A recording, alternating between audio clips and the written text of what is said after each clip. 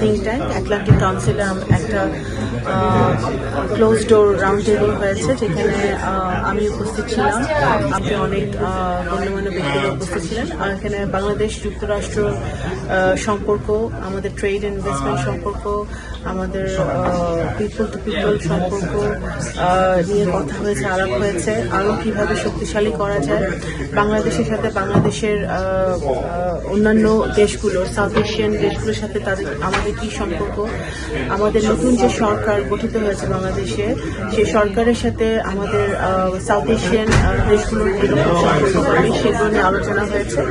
এবং আগামী দিনে আমাদের রোহিঙ্গা ইস্যু, আমাদের ইকোনমিক ইস্যু, সব কিছু নিয়ে আমরা কিভাবে আগাতে পারি সেই সব কিছুই আমাদের আজকের এই রাউন্ড টেবিলে আলোচিত হয়েছে।